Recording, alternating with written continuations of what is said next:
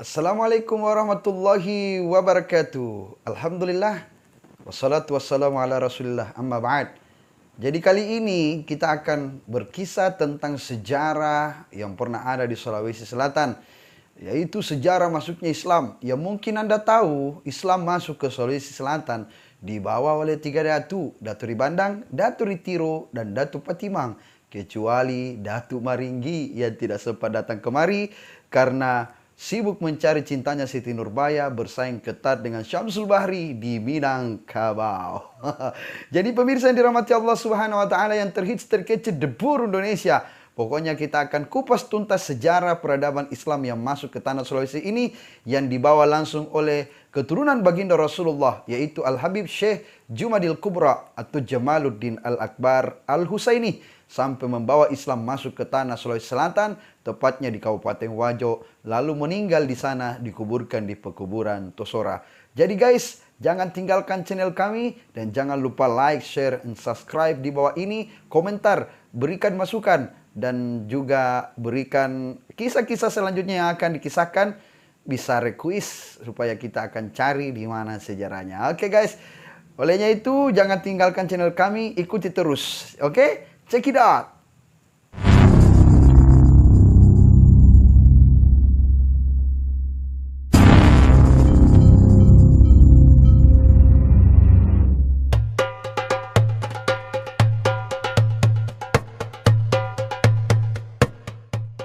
Jadi hari ini kita akan berangkat menuju makam Tosora. Merupakan kompleks makam kuno yang terdapat di Kelurahan Tosora, Kecamatan Majauleng, Kabupaten Wajo. Daerah ini dikelilingi oleh 5 buah danau, yaitu Danau Latalibolong, Lababa, Sempenge, Latamparu, dan Jampue. Di makam ini terdapat makam Syekh Jamaluddin Akbar Al-Husaini yang merupakan keturunan ke-20 dari Nabi Muhammad SAW. Makam Tosora memiliki artefak berusia sama dengan keberadaan Syekh Jamaluddin di Tosora. Para pengunjung yang datang ke makam ini hanya untuk melakukan ziarah.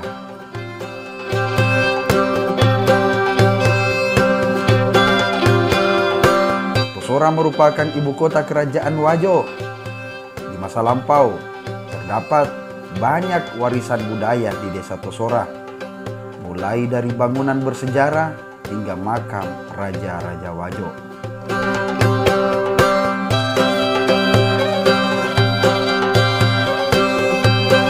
Di Tosora, di sana terdapat makam benteng dan kompleks makam Bese Dala Tika.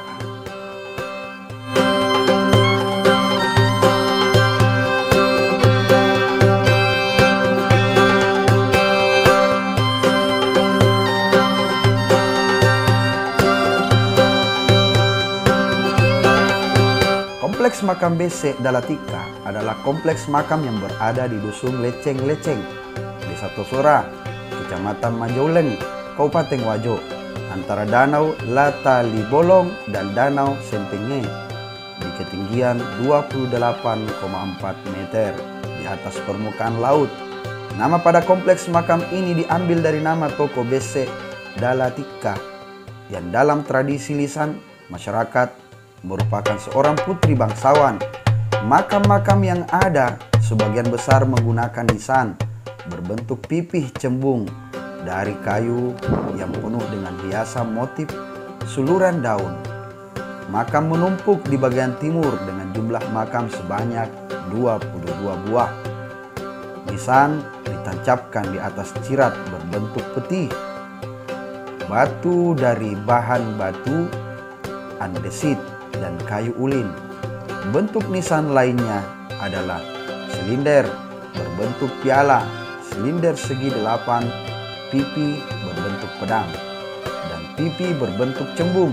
Sedangkan makam-makam di bagian barat berjumlah 31 buah.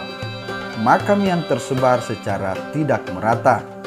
Bentuk jirat hanya berupa gundukan tanah dengan sebagian besar nisan berbentuk menhir yang khas Wajo.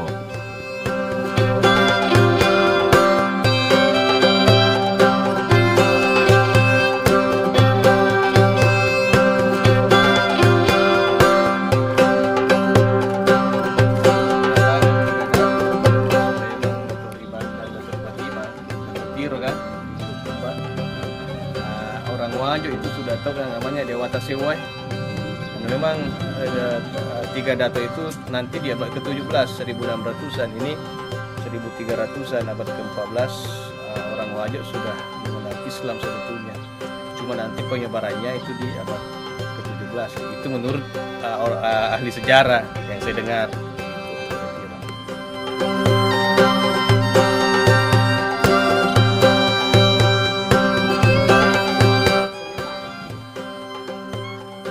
Benteng Tosora merupakan sebuah benteng pertahanan yang terletak di Desa Tosora, Kecamatan Majauleng, Kabupaten Wajo, yang dulunya merupakan ibu kota kerajaan Wajo.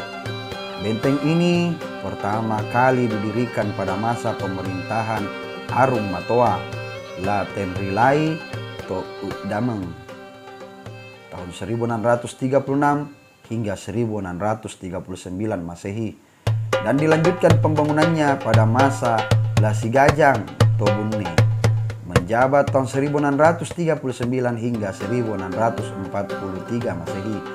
Benteng ini kemudian ditinggikan dan dilengkapi dengan meriam pada masa pemerintahan Laten Rilai To Sengeng menjabat 1658 hingga 1670 sebagai persiapan dalam menghadapi Bone dan VOC setelah Wajo menolak menyerah dalam peperangan Makassar. Dalam perang Makassar, dinding benteng ini terbuat dari tanah. Tinggi dinding mencapai sekitar 8 meter dengan tebal 3 meter di bagian atas dan 15 meter di bagian bawah. Benteng ini memiliki bentuk persegi dengan luas kira-kira 100 hektar are, tetapi hanya 2 km dinding utara dan 1 km dinding selatan saja yang masih tersisa kini.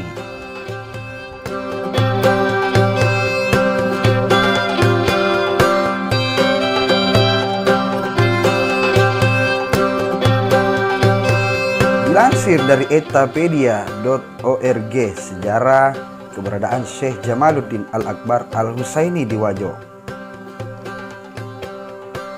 Sejarah masuknya Islam di Indonesia bermula dari berita Cina menyebutkan bahwa tahun 1416 Masehi di Jawa sudah banyak orang Islam, namun kebanyakan dari mereka bukan orang pribumi, melainkan para pendatang. Buktinya di Gresik, Jawa Timur, terdapat makam salah seorang ulama atau wali yang bergelar Maulana Malik Ibrahim yang wafat pada tanggal 12 bulan Rabiul Awal tahun 822 Hijriah atau tanggal 8 April 1419 Masehi. Ia merupakan salah seorang wali Songo. Menurut keterangan, terdapat hal yang istimewa dari makam beliau, yaitu batu nisannya didatangkan khusus dari Gujarat, India, dan batu nisan tersebut diambil dari sebuah tembok kuil Hindu di Gujarat. Hal inilah yang membuktikan bahwa hubungan antara Jawa dan Gujarat sudah berlangsung lama. Hubungan tersebut baik dalam usaha dagang maupun penyebaran Islam.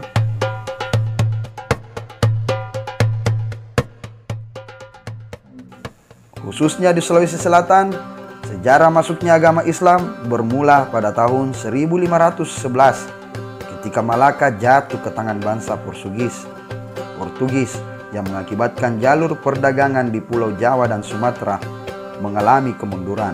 Hal ini mengakibatkan jalur perdagangan berpindah ke kawasan timur Nusantara, yaitu Sulawesi Selatan, Makassar, yang berlangsung sampai abad ke-16 hingga 17 Masehi.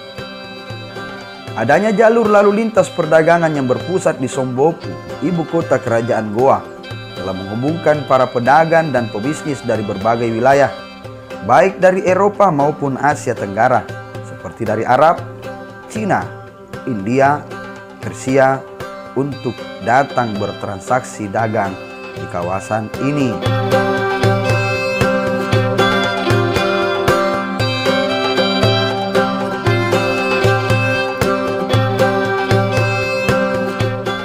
abad ke-16 hingga ke-17 Masehi, karena perdagangan Nusantara dikuasai oleh pedagang Bugis Makassar, sehingga hal ini pula mempercepat terjadinya Islamisasi di Sulawesi Selatan. Pada abad ke-16 tahun 1605 Masehi, satu peristiwa sejarah terpenting yang terjadi yaitu diterimanya Islam sebagai agama resmi Kerajaan Goa. Peristiwa terpenting tersebut banyak sekali membawa dampak yang mempengaruhi warna kehidupan manusia, masyarakat, dan kebudayaan Sulawesi Selatan dalam perjalanannya sampai sekarang.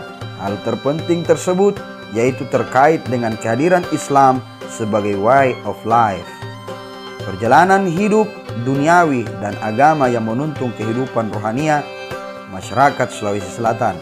Selanjutnya hal tersebut mempengaruhi pula asas Pangadereng, yaitu Sipakatau, yang merupakan tata kelakuan yang dikendalikan oleh Siri dan Pese dalam mengembangkan sikap yang semangat acak, lempu, geteng, nawarani, mapasandre, ridewata, sewai.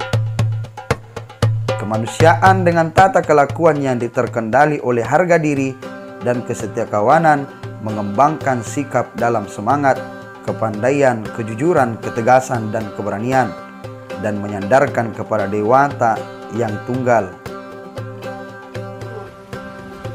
Inilah masjid yang terbuat dari bukan semen tonasa, busoa atau lainnya, tapi terbuat dari putih telur. Ini tembok di belakang saya. Dulunya ini adalah masjid dan mihrabnya ada di sana. Dan di depan mihrab itu ada makam Al-Habib Syekh Jamaluddin Al-Akbar Al-Husaini, yang mana beliau adalah keturunan Nabi Rasulullah SAW yang ke-9.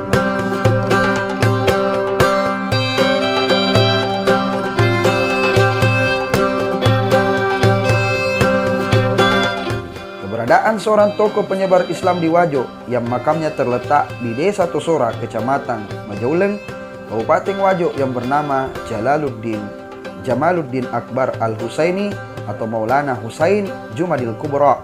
Beliau adalah cucu turunan Nabi atau Ahlul Bait yang pertama kali datang ke Sulawesi Selatan, khususnya di Tosora, dan dia juga merupakan kakek kandung dari 4 ulama penyebar Islam di Jawa, Wali Songo, yaitu Sayyid Maulana Malik Ibrahim, Sayyid Ainul Yakin atau Sunan Giri, Sayyid Raden Rahmatullah atau Sunan Ampel, Syarif Hidayatullah atau Sunan Gunung Jati. Menurut riwayatnya bahwa asal usul Syekh Jamaluddin Al-Akbar Al-Husaini adalah keturunan langsung atau cucu Nabi Muhammad SAW. Allahumma salli wa sallim wa barik alaih.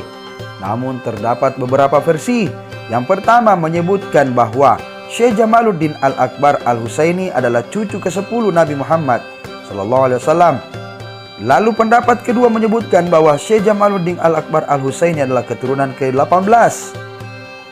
Kemudian pendapat ketiga menyebutkan bahwa Syekh Jamaluddin Al-Akbar Al-Husaini adalah keturunan ke-20 Nabi Muhammad SAW. Namun semua versi tersebut berasal dari satu keturunan yang sama, yaitu keturunan dari putri Nabi Fatimah radhiyallahu anha. Dan sebagian besar penyebar Islam Nusantara, Wali Songo, adalah juga berasal dari keturunannya. Wali Songo adalah tokoh agama setengah legendaris yang dianggap sebagai penyebar agama Islam yang pertama di Jawa.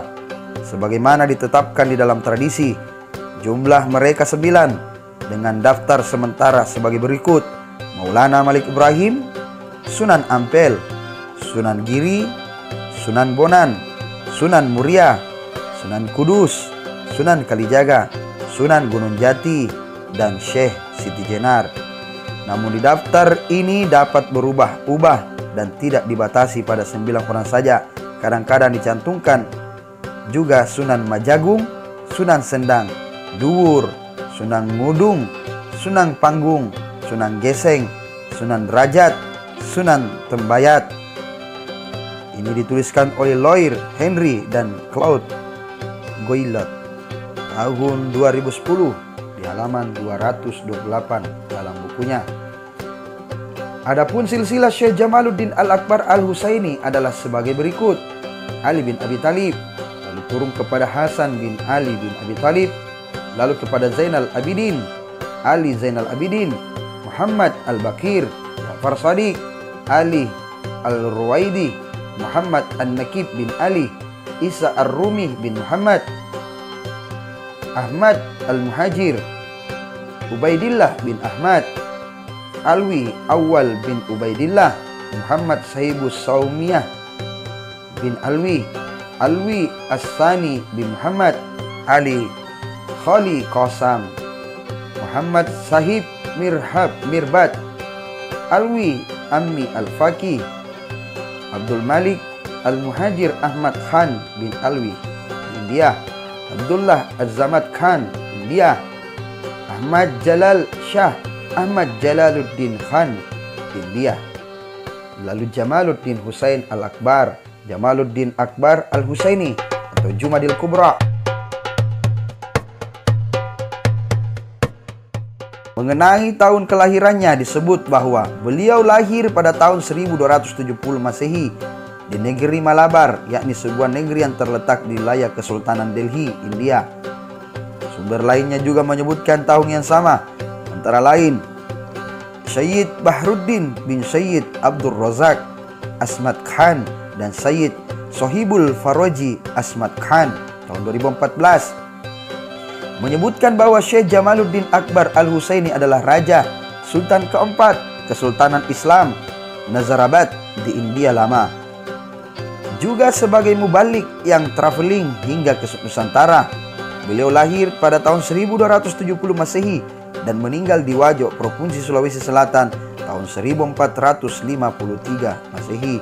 Jadi diperkirakan usia beliau sekitar 1800 tahun. Dituliskan oleh Iwan Mahmud Al-Fattah. Yang kedua, menurut peneliti sejarah Islam Indonesia dari University Negeri Belanda bernama Renaissance yang diakses pada tanggal 3 Agustus 2017. Beberapa catatan sejarah menyebutkan Syekh Jamaluddin Al-Akbar Al-Husaini atau Syekh Jumadil Kubra lahir sekitar tahun 1270, berasal dari Samarkand, Uzbekistan, Asia Tenggara, tetapi besar kemungkinan bahwa itu hanya tempat yang pernah dikunjungi oleh beliau untuk berdakwah. Lebih meyakinkan menurut penelitian sejarah, beliau berasal dari Hadramaut, Yaman. Ayahnya bernama Asy-Syayyid Ahmad Shah Jalaluddin bin Abdullah bin Abdul Malik Asmat Khan.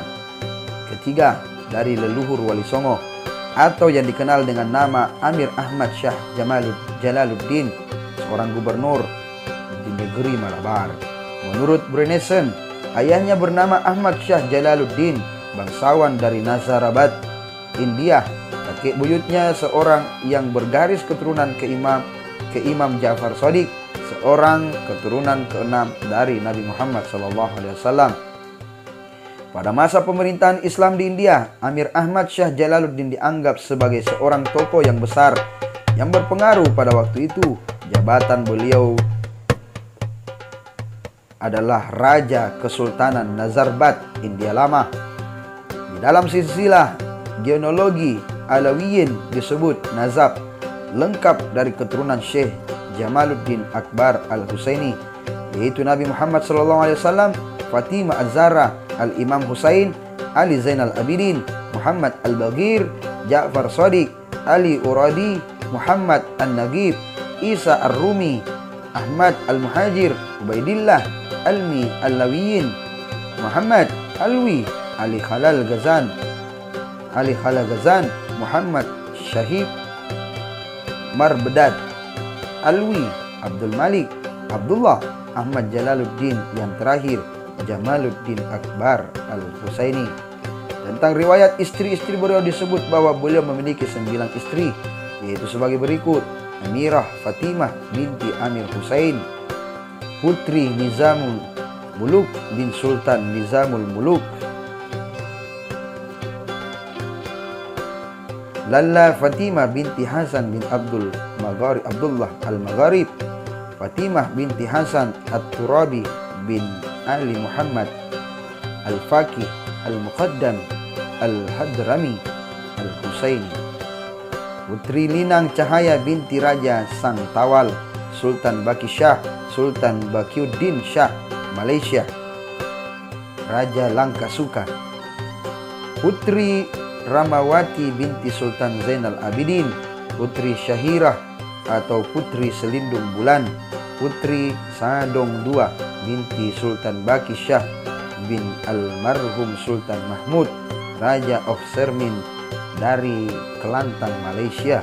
Putri Jauhar binti Raja Johor, Malaysia. Pada tahun 1453 Masehi, kawin dengan anak Raja Goa ke-7 yang bernama Batara Goa. Dari perkawinan tersebut lahirlah dua orang anak laki-laki.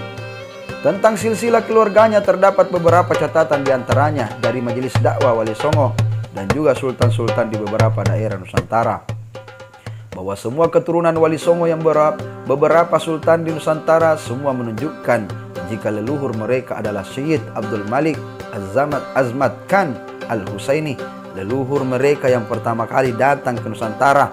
Kebanyakan anak-anak dari Syed Ahmad Shah Jalaluddin, namun yang banyak dibicarakan dalam sejarah Wali Songo adalah Syed Husain Jamaluddin Jumadil Kubra.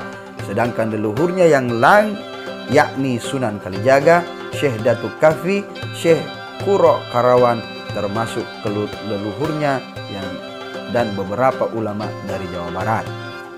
Syekh Jumadil Kubra merupakan kakek dari Raden Rahmat atau Sunan Ampel dan buyut dari Syarif Hidayatullah atau Sunan Gunung Jati melalui garis ayahnya.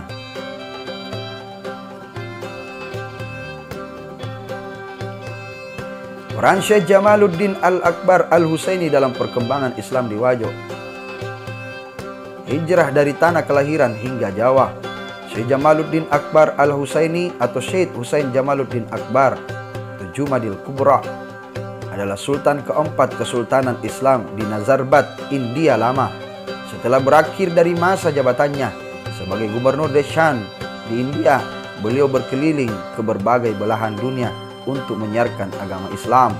Dalam syiar dakwanya tersebut, beliau pertama kali datang ke Kamboja dan melakukan dakwah bersama dengan saudaranya bernama Syed Baribat Zainul Alam alias Jalaluddin Kubra di daerah Champa. Tetapi menurut sumber ini bahwa setelah itu Syekh Jamaluddin Akbar Al-Husaini, nenek dari Maulana Malik Ibrahim, ini kemudian meneruskan dakwanya menuju ke Sulawesi Selatan dan meninggal di Tanah Bugis, daerah Kerajaan Wajo, Sulawesi Selatan.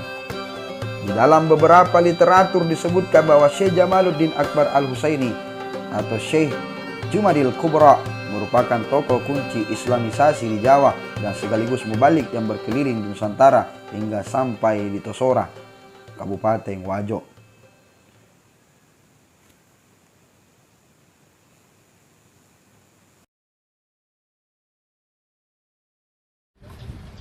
Welcome to Tosora. Inilah Tosora guys. Syekh Jamaluddin Al-Akbar Al-Husaini 1310 Masehi, wafat pada tahun 1415 Masehi. Inilah peradaban di bumi Wajo, Tosora. Sinilah di mana telah menyebarkan Islam dari tanah Jawa sampai ke tanah Sulawesi. Enggak, di sini dulu. Dari sini baru berangkat ke tanah Jawa. Wali Songo itu Wali Songo ada Sunan Ampel, Sunan Kalijaga, Sunan Bonan, yang tidak ada Sunan Kalijodo. Ya. Yang pertama ya di sini. kakeknya para sunan, Habib. Kakek dari para sunan. Ini merupakan keturunan ke-19 ya, keturunan Rasulullah yang ke-19. Sallallahu alaihi wasallam. Silakan Pak Dr. Ervin yang akan memberikan.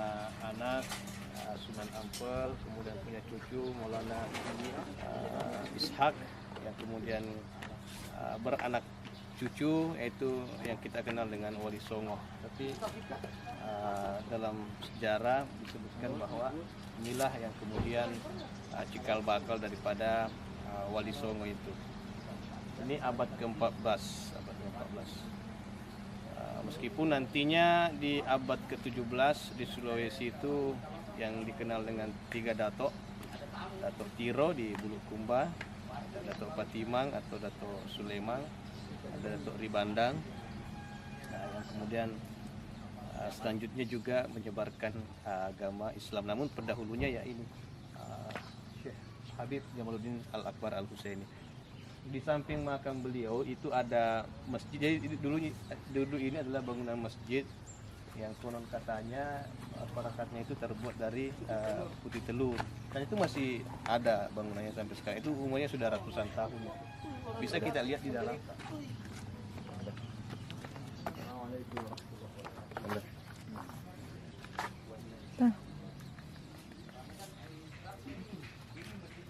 Tahu.